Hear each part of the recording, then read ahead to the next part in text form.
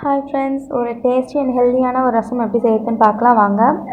ஒரு பாத்திரத்தில் எண்ணெய் ஊற்றிட்டு நல்லா காய்ஞ்சதும் கருவேப்பிலை, கொத்தமல்லி, கடுகு, சீரகம் இதெல்லாம் போட்டு காஞ்ச மிளகாய் போட்டு உப்பு போட்டு நல்லா வறுத்துட்டு கருவேப்பிலை, கொத்தமல்லி போட்டு மஞ்சத்தூள் கொஞ்சம் சேர்த்து நல்லா வறுத்து எடுத்துக்கணும். பூண்டு நல்லா நெசுக்கின பூண்டு போடணும். கொஞ்சம் ஒன்று பாதையாக நெசுக்கி போடணும். நல்லா வறுத்து மாதிரி பண்ணிவிட்டு அதில் கொஞ்சம் மஞ்சத்தூள் போடணும். மஞ்சத்தூள் போட்டு நல்லா மிக்ஸ் பண்ணிகிட்டே இருக்கணும்.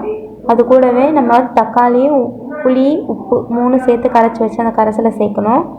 சேர்த்துட்டு நல்லா மிக்ஸ் பண்ணி விடணும். ஓரளவுக்கு நல்லா மிக்ஸ் பண்ணிவிட்டு அதுக்கு தேவையான அளவுக்கு உப்பு போடணும்.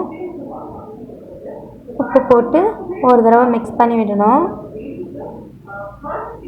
ரசம் செம்ம ஹெல்தியான ஒரு டிஷ்ஷு, ஈஸியான ஒரு டிஷ்ஷு. அது நல்லா நம்ம சூப்பரான மெத்தடில் செஞ்சு சாப்பிட்டோம்னா இன்னும் ஒரு டேஸ்டியாக இருக்கும், நல்லாயிருக்கும். நல்லா ட்ரை பண்ணி பாருங்கள். இது கூடவே நம்ம சீரகமும் மிளகும் அரைச்சி வச்சுருக்கிற அந்த தூள் போட்டு மிக்ஸ் பண்ணாமல் அப்படியே விடணும்.